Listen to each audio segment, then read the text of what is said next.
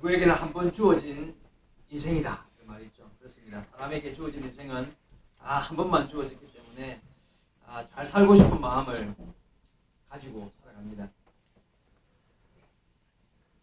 이왕이면 한 번 살아가는 인생이니까 다 잘 살고 싶은 마음, 저도 마찬가지고요. 모두가 다 그런 마음을 가지고 있습니다. 주어진 시간이나 삶을 허비하지 아니하고 정말 귀하게 잘 써서 바르게 정말 남들이 보기에도 또 부러움이 될 만큼 잘 살아가고 싶은 마음을 가지고 삽니다. 그래서 이런 질문을 할 수 있죠. 그러면 어떻게 하면 잘 사는 것인가? 어떻게 사는 삶이 잘 사는 삶인가 하는 질문을 할 수 있습니다. 제가 2주 전에 수요 예배를 통해서 이런 말씀을 드렸습니다. 성경은 인생 사용 설명서다. 그런 말씀을 드렸습니다. 무슨 말이냐 하면 여러분 각종 전자제품들을 사다 보면 전자제품 크든 작든 간에 안에 사용 설명서라는 게 있잖아요. 그죠? 핸드폰도 보면 핸드폰도 사면 안에 이만한 이렇게 제법 도톰한 사용 설명서라는 게 들어있죠. 이유가 뭡니까? 그 사용 설명서를 보면은 가장 잘 그 핸드폰을 사용할 수 있는 방법, 그러니까 100% 잘 활용해서 그 안에 있는 모든 기능들을 다 설명해주고 잘 쓸 수 있는 방법을 여기 기록해 놓았습니다. 그래서 그 핸드폰을 100% 사용할 수 있는 방법이 기록되어 있기 때문에 그게 기록된 대로 사용하면 제일 잘 쓸 수 있는 방법입니다. 성경은 사람이 어디로부터 왔으며 어디로 가는가를 기록하고 있는 유일한 책입니다. 다른 어디에도 사람의 처음과 끝을 이야기하는 책은 없습니다. 뿐만 아니라 성경은 사람이 어떻게 사는 것이 가장 바르게 사는 것이고 잘 사는 것이고 옳게 사는 것인가를 말해주는 책이 성경입니다. 그래서 성경을 인생 사용 설명서라고 말한다는 것입니다. 그래서 성경대로 살면 가장 인생을 잘 사는 거예요. 자, 그래서 여러분 방금 제가 질문했던 어떻게 사는 것이 잘 사는 것인가라는 것에 대한 질문의 답은 성경의 가르침을 따라 살아야 한다. 이것이 답입니다. 성경대로 살자. 성경의 말씀대로 살자. 이렇게 살 때 인생은 100% 인생이 되어질 수 있다는 거예요. 자, 그러면 두 번째 질문이 있습니다. 그러면 성경대로 살면 100% 인생인데 성경은 무엇을 말하고 있는가? 성경은 무슨 말씀을 하고 계시는가? 자, 성경은 구원을 이야기합니다. 그렇죠.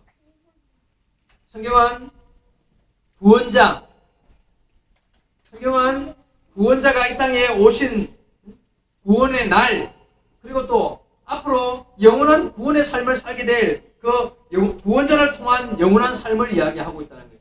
그 구원자가 누굽니까? 예수님, 예수 그리스도입니다. 구약은 이 땅에 오실 예수 그리스도, 구원자로 오실 예수 그리스도를 이야기하고 있고, 신약은 이 땅에 오신 예수님, 그리고 그분이 이 땅에 오셔서 사신 삶의 모습, 그 삶과 십자가의 죽으심과 부활과 성천을 이야기하고 있습니다. 그리고 마지막에 다시 오실 구원자이신 예수 그리스도를 이야기하고 있습니다. 우리는 성경이 이야기하고 있는 이 모든 말씀들, 이 사실을 읽고 그리고 그 말씀을 듣고 배우고 알고 믿어서 따르며 그 기록된 말씀대로 순종하며 실천하며 살 때 우리는 가장 바른 인생의 삶을 살아갈 수 있습니다. 그것이 성경을 따르는 삶이고 그렇게 살 때 가장 인생을 바르고 합당하게 잘 사는 인생을 살아갈 수 있게 된다는 것입니다. 그래서 처음에 질문했던 어떻게 사는 것이 잘 사는 것인가? 여러분, 그거에 대한 대답은 말씀을 따라 사는 것이라는 거예요. 성경을 따라 사는 것이 가장 인생을 바르게 사는 길이라는 것입니다. 여러분, 불신자들은 이 질문에 대해서 뭐라고 대답하겠습니까? 야, 어떻게 사는 게 잘 사는 거냐? 예수 안 믿는 사람, 다시 말해서 성경과 관계없이 사는 사람들은요, 잘 사는 거 그저 그냥 편안하게 건강하게 살고 이왕이면 돈 많이 벌고 살고 돈 많이 가지고 살고 내가 하고 싶은 것 많이 열심히 행하며 뭐 여행 다니고 먹고 싶은 거 먹고 하고 싶은 대로 하며 살면 잘 사는 거지 뭐. 거기다가 명예를 누리고 인기를 누리고 산다면 더 할 나위가 없을 것이라고 생각할 것입니다. 세상 사람들은 잘 사는 것에 대해서 물질적으로 풍성하고 넉넉하게 가지고 누리고 사는 것을 그 기준으로 삼습니다. 하지만 성경은 잘 사는 것에 대해서 그런 기준이 아니 오히려 그 반대의 말씀들이 더 많습니다. 성경에 보면 누가 보면은 가난한 자가 복이 있다. 가난한 자가 복이 있다 이런 말씀도 있고요. 마태복음에 보니까 애통하는 자가 복이 있다. 심령이 가난한 자가 복이 있다 말씀하십니다. 어떻게 애통하는 자가 복이 있을 수 있습니까? 뿐만 아니라 내게 주어진 십자가를 지고 나를 따르라. 주님이 그렇게 말씀하시고 왜냐하면 그게 복이 있다고 말씀하신다는 거예요. 십자가를 지는 것은 고통과 어려움인데 그걸 지고 주님을 따르는 삶이 복되다 말씀하신다는 거예요. 의를 위하여 핍박을 당하고 박해를 당하고 고난을 당하는 자가 복이 있다. 그들이 천국이 저들의 것이다. 다시 말해서 그것이 참 복된 삶이라는 거예요. 의를 위하여 핍박과 박해를 당하고 고난을 당하는 삶이 이 땅에서 잘 사는 삶이라고 주님이 그렇게 말씀하셨다는 거예요. 세상적으로 보면 그거는 좀 잘 사는 삶이 아닌 것 같아요. 그런데 성경에 그렇게 나와 있으니 우리는 그런 삶을 사는 자가 되어야 합니다. 사도 바울이 예수 믿기 전에 잘 사는 사람이었죠. 사실 오히려. 근데 그가 주님을 알고 주님을 만나고 믿고 난 이후의 삶은요. 오히려 핍박과 고통과 어려움과 온갖 죽음의 위협 속에서 힘들고 고통스러운 인생의 삶을 살게 되었습니다. 그런데요. 그 누구도 사도 바울을 참 불쌍하다고 말할 사람이 누가 있습니까? 누가 사도 바울을 보고 야 참 안됐다라고 말하는 사람이 누가 있습니까? 그는 잘 산 사람입니다. 정말 멋진 인생을 산 사람입니다. 오늘 본문에도 보니까 한 사람이 주님 앞에 나오게 되는데 이 사람이 잘 살고 싶어서 주님 앞에 나온 사람이 한 남자가 있습니다. 그가 예수님께 와서 이런 말을 합니다. 13절 말씀 본문에 보겠습니다. 누가복음 12장 13절 무리 중에 한 사람이 이르되 선생님 내 형을 명하여 유산을 나와 나누게 하소서 하니. 자, 어떤 내용이냐면 아마 부모님이 돌아가시고 그죠? 형제와 유산을 나누는 문제가 형님과 유산을 나누는 과정에서 싸움이 일어난 것 같습니다.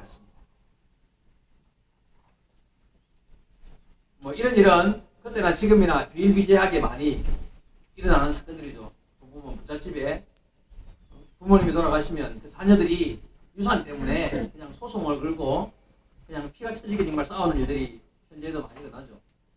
자, 그는 부모님의 유산을 한 푼이라도 더 많이 받는 것이 내가 잘 사는 방법이다, 길이다라고 생각을 했을 것입니다. 그렇죠? 형님이 욕심을 부리는 것 같아요. 근데 야 형님 혼자 잘 살려고 하냐? 나도 좀 같이 잘 살자 이런 마음으로 동생이 형과 싸우게 되었다는 거예요. 근데 싸워도 해결이 안 나요. 그래서 그 당시 유명세를 타고 계시는 예수님을 찾아간 거예요. 예수님, 내가 아버지 유산을 받으려고 하는데 형님이 잘 많이 주려고 하지 않나? 자기가 다 차지하려고 한다는 거예요.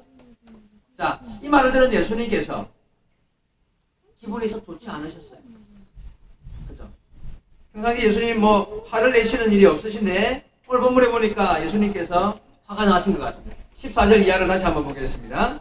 이르시되 이 사람아 누가 나를 너희의 재판장이나 물건 나누는 자로 세웠느냐 하시고 15절에 그들에게 이르시되 삼가 모든 탐심을 물리치라. 사람의 생명이 그 소유에 넉넉한 데 있지 아니하니라.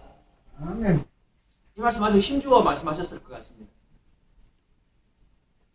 야 이런 일로 싸우지 말라는 거죠. 야 그런 일로 싸우냐.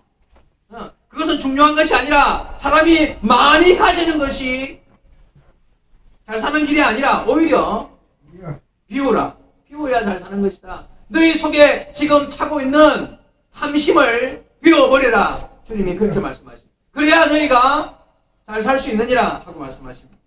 욕심을 부리는 자, 싸워서 취하려고 하는 자 결코 잘 살 수 없느니라. 주님이 그렇게 말씀하십니다.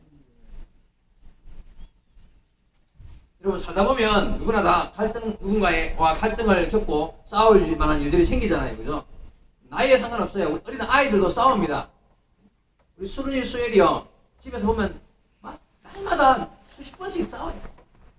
뭐 때문에 싸울 것 같습니까? 수른이 수엘이가 집에서 뭐 때문에 싸울 것 같습니까?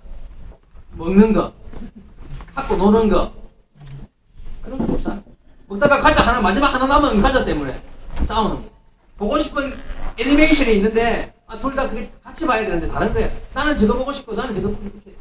그 때문에 수준이 이제 뭐 그런 수준이니까. 자, 어린 아이에게 마지막 하나 남은 과자를 내가 독차지하는 것이요, 잘 사는 것으로 인식될 수 있죠. 그죠? 그렇습니다. 내가 먹어야 내가 행복한 거니까. 아이니까. 어른들은 뭐 이해 안 되는, 참 뭐라 그럴 만한 일이지만 아이에게는 그게 큰일이죠. 중고등학교 다니는 뭐 형제나 자매들끼리는 주로 무슨 일로 싸울까요? 중고등학생. 먹는 걸 가져가지고는 안 싸우겠죠. 그죠? 제가 연년생 여동생이 있는 사모한테 물었습니다. 연년생이 이런 동생이 주로 중고등학교 때 뭐 때문에 동생하고 싸웠느냐 물으니까 1초도 안 망설이고 하는 대답이 뭐냐면, 왜 내 옷 입었어? 왜 내 옷 입었냐 말이야. 내가 신고 나가려고 잘 준비해놓은 신발 왜 먼저 신고 나갔냐 이게. 그것 때문에 싸운.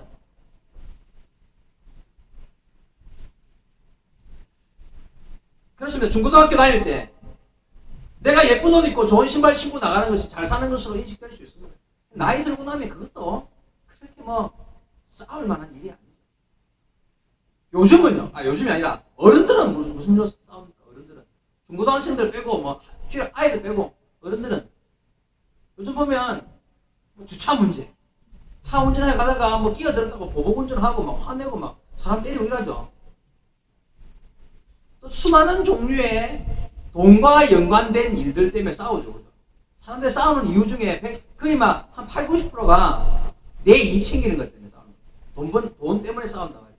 그런 일 때문에 사람을 죽이기까지 한단 말이죠.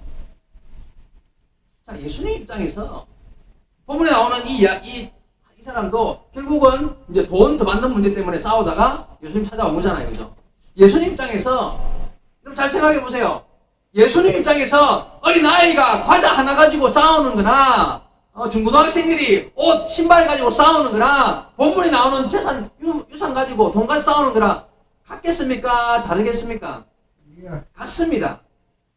똑같습니다. 다 그 수준이에요. 우리가 어린 아이 보고 이런 시키는데 그것 때문에 싸운다 하고 그냥 머리를 콕 집어넣는 것이나, 주님이 우리 보고야, 야, 너 그것 때문에 싸운다. 그거 싸울 일은 아니다. 주님이 그렇게 우리에게 머리 집어넣고 말씀하시지 않겠습니까? 여러분 지금 무슨 일로 싸우고 있습니까? 여러분 싸울 일이 무엇입니까?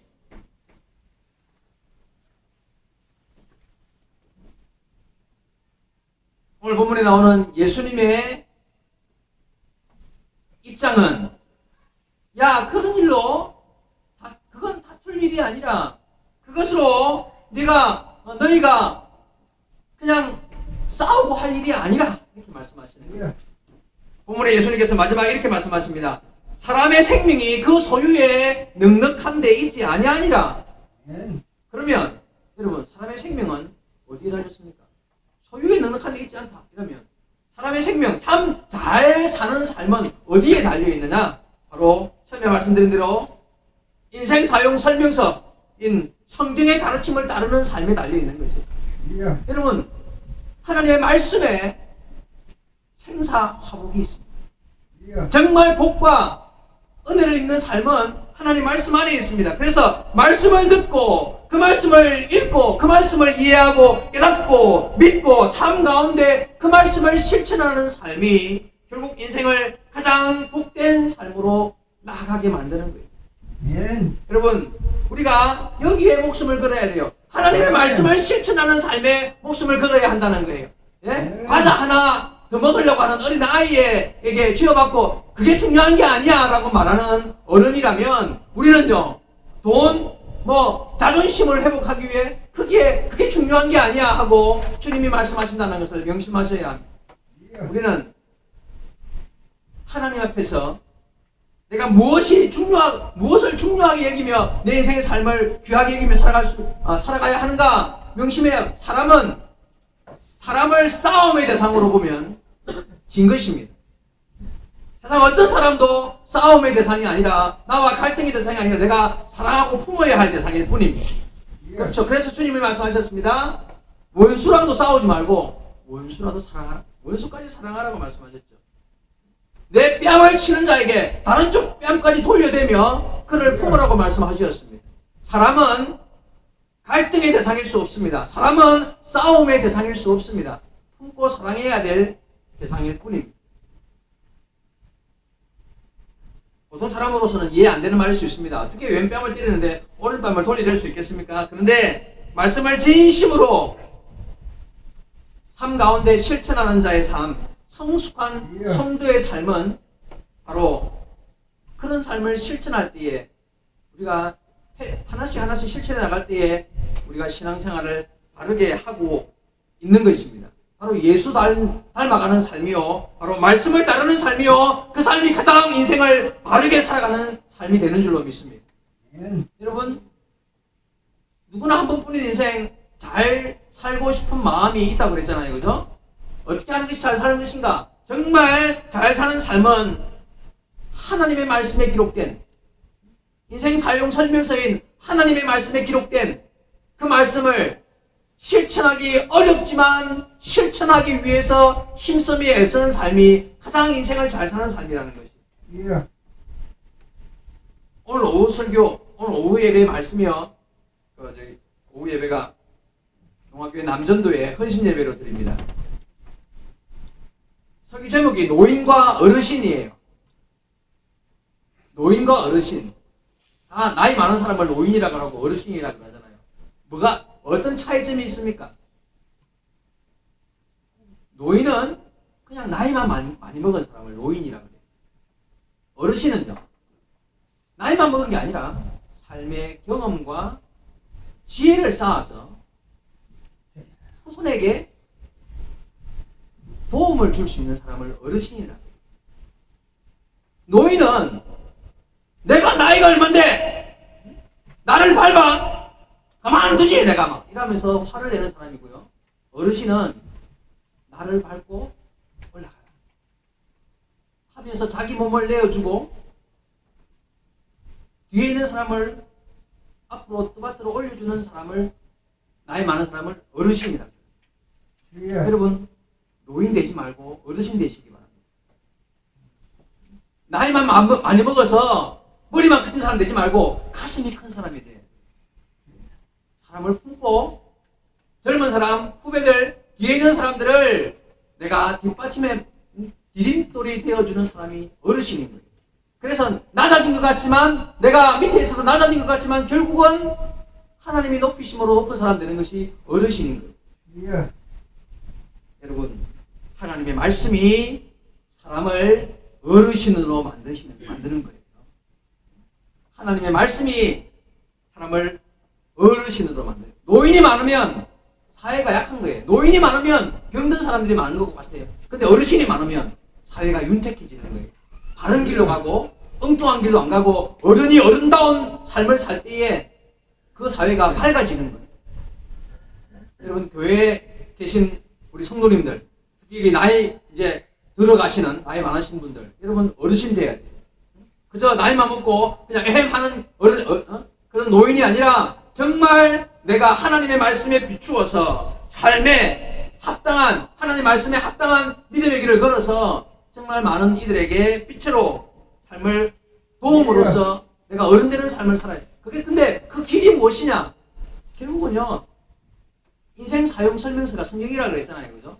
성경을 따르는 삶이 살 때에 어르신이 된다는 거예요.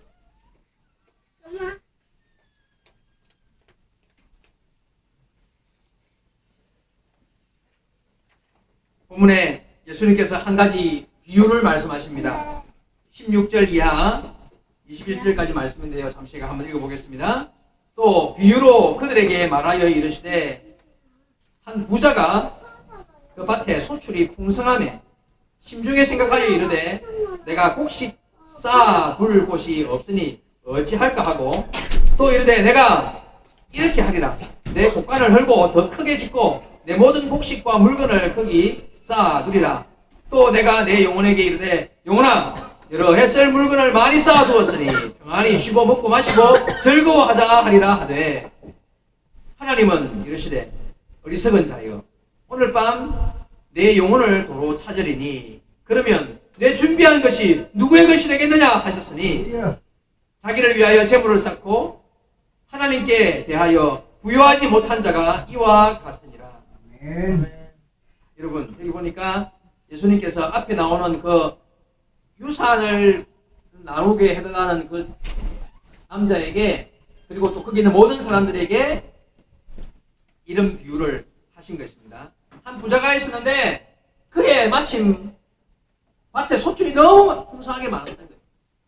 그래가지고 그 모든 곡식을 거두어들이고 보니까 곡식을 쌓아둘 곳이 없어서 있던 창고를 헐어버리고 더 크게 창고를 지어서 거기에다가 곡식을 쌓아야 되겠다 하고 마음을 먹은 거예요. 야, 참 보니까 쌓아 나온 거 보니까 곡식과 물건들이 여러 해 동안 썩어도 남으면 있을 만큼 풍성하게 거두어들였으니 내 영혼아 편하게 쉬고 먹고 마시며 즐거워하자. 난 참 부자 되었다 하면서 그렇게 이야기를 하더라는. 근데 하나님께서 그날 저녁에 이 어리석은 자야 내가 오늘 밤 네 영혼을 취하여 버리면 네가 그렇게 의지하고 풍성하게 많이 쌓아놓고 배부르게 생각했던 그 모든 것이 다 누구 것이 되겠느냐? 야, 이 어리석은 자야 하고 그 부자를 책망했다는 거예요. 여기 보면요 16절부터 21절에 내가 내 곳간에 내 모든 곡식과 물건을 19절에 내가 내 영혼에게 이르되 전부 다 내가 해요. 여러분 그렇습니다. 이게 바로 어리석은 부자라는 거예요. 자기만 생각하는 거죠. 내 거다. 그러면서 하나님께서 그를 향하여 이 어리석은 자야 이 땅만 쳐다보고 땅에 있는 것만 모아놓고 많이 모았다고 기분 좋아하는 이 어리석은 자야 이 땅에 잘 먹고 잘 사는 문제에만 목숨을 거는 이 어리석은 자야 하고 그를 어리석다고 말씀하십니다. 오늘 밤 네 영혼을 취하면 그게 진짜 네 거냐? 하고 물으십니다. 여러분 예수님께서 이 비유를 통해서 우리에게 하시고자 하시는 말씀이 무엇일까요? 돈 벌지 마라! 벌어 쌓아두지 마라! 이런 뜻일까요? 아니요. 그런 뜻이 아닙니다. 분명 여기 아까 말씀드린 내가 하는 자기를 위한 삶을 살지 말라는 거예요. 눈에 보이는 집중하여 그냥 여기 땅에 있는 것 먹고 마시는 것 쌓아두어서 오래 먹을 것 거기에만 집중하지 말라는 그런 삶은 다 어리석은 삶이라는 것입니다. 성도가 무엇에 관심이 있어야 하는가를 묻습니다. 지금 여러분 무엇에 관심이 있습니까? 요즘에 무엇에 관심이 있습니까? 무슨 국제정세에 관심이 많습니까? 정치 문제에 관심이 많습니까? 아니면 돈 많이 버는 거 그래서 막 좋은 차에 관심이 많습니까? 좋은 집 사는 것에 힘을 다하여 크게 신경을 씁니까? 도대체 무슨 일에 관심을 쓰고 있습니까? 물론 나라가 돌아가는 꼴이 힘들어서 어렵기 때문에 관심을 써야 해. 하지만 성도로서 그 일을 위하여 기도하는 것은 옳은 일이고 바른 일이지만 정말 성도가 마음을 다하고 힘써서 매일매일 주어진 시간 가운데서 신경 쓰고 힘써야 할 일이 무엇일까요? 여러분 하나님 말씀을 벗어날 수 없습니다. 성도는 인생 사용 설명서라고 하는 하나님 말씀을 가장 귀하게 여기고 하나님을 향한 내 삶을 주님과의 만남과 기도하는 시간, 주의 말씀을 읽고 그 뜻을 깨달아 알기를 힘쓰는 시간, 하나님 앞에 내 삶을 내어놓기 위해 주를 만나려고 하는 애쓰는 시간, 그것보다 더 귀하게 여길 시간이 없어야 합니다. 그런 시간에 마음을 쓰고 힘을 써야 합니다. 그래야 시대의 악함을 이기고 내 삶에서 시험이나 유혹에 넘어지지 않을 수 있습니다. 다른 것에 신경 쓰면 반드시 시험됩니다. 반드시 엉뚱한 길을 걷기 쉽습니다. 오늘 본문에 왜 이 부자를 어리석다고 말씀하십니까? 네가 지금 어디에다가 신경을 쓰고 있느냐라고 주님이 물으시는 것입니다.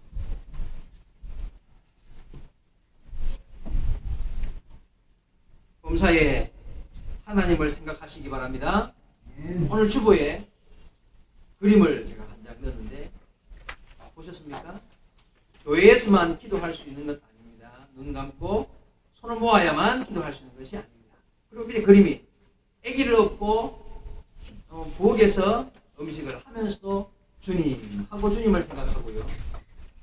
그늘목에서 파란불을 기다리면서도 주여 하고 주님을 향하여 마음을 모으고요. 샤워하면서까지라도 내가 어디에서 무슨 일을 하든지 간에 그곳 있는 곳에서 주님을 생각하라는 그런 그림입니다. 그리고 기도하라는 것입니다. 여러분, 성도의 삶은 주님을 생각하고 주님을 따르는 삶입니다. 주어진 환경에서 내가 지금 어디에 마음을 쏟고 있는가 여러분 돌아보시고 회개하셔야 합니다. 정말 삶 가운데 내가 주님을 먼저 생각하고 주의 은혜를 생각하며 여기 나오는 그림처럼 집에 앉았을 때든지 길을 걸어갈 때든지 내가 무슨 환경에서 어떤 상황에 처해 있든지 간에 주님의 은혜를 생각하며 주의 복을 주님이 부어주신 은혜를 바라보며 기도하는 자가 될 수 있어야 한다는 것을 여러분 명심하셔야 합니다. 그게 성도입니다. 그것이 바로 말씀을 따르는 삶이요. 그것이 바로 이 땅을 참 잘 사는 사람이 되는 것입니다. 말씀을 정리하겠습니다. 처음에 말씀드린 대로 누구에게나 한 번 주어진 인생이기 때문에 모든 사람은 이왕이면 한번 멋지게 잘 살아보고 싶은 마음을 가지고 인생을 살아갑니다. 그런데요, 사람들이 생각이 비뚤어졌습니다. 어떻게 하면 잘 사는 것인가? 돈을 많이 모아야 잘 사는 것이다. 부와 명예를 누려야 한다. 인기를 누려야 한다. 건강과 삶의 평안을 누려야 한다. 그런 생각을 하고 그것을 쫓아갑니다. 그런데 성경은 그렇게 말씀하시지 않습니다. 네가 얼마나 주님을 향하여 마음을 모으며 어떠한 삶 가운데서도 주님을 향한 내 삶이 주님을 향한 삶이었을 때 잘 사는 인생을 살아간다고 말씀하십니다. 여러분, 그래서 성도는 세상 어떤 일보다도 먼저 하나님의 나라와 의를 구하는 자의 삶을 살아야 합니다. 그래야 하나님이 더하시는 은혜 안의 삶을 살아갈 수 있습니다. 성도는 어떠한 일보다도 먼저 하나님의 말씀을 따르는 자의 삶을 살아야 할 줄로 믿습니다. 성도는 세상에서 잘 살기를, 이 땅에서 물질적으로 풍성하게 살기를 구하는 자가 아니라 영원한 주의 나라에서 잘 살기를 구하는 자들입니다. 비록 이 땅에 몸담고 살아가지만 우리의 시민권이 하늘나라에 있음을 알고 주님의 나라를 향하여 믿음의 길을 잘 걷기를 힘쓰는 자가 성도의 삶이요 바른 신앙의 길인 줄로 믿습니다. 여러분, 천국을 사모하시기 바랍니다. 주님의 나라를 사모하시기 바랍니다. 이 땅에 있는 모든 것이 그저 지푸라기처럼 불타 없어질 날이 혹시 올 것입니다. 이 땅의 모든 삶 가운데서 참으로 내가 하늘나라의 하나님의 백성으로서 이 땅에서 내가 어떠한 삶을 살아가야 할 것인가를 항상 생각하며 주님 앞에 기도하기를 힘쓰고 주의 말씀을 사모하기를 힘쓰고 하나님의 은혜 사모하기를 힘쓰며 믿음을 잘 지키고 믿음 안에 살아가는 모든 성도 여러분 되기를 주의 말씀으로 축원드립니다. 기도하시겠습니다.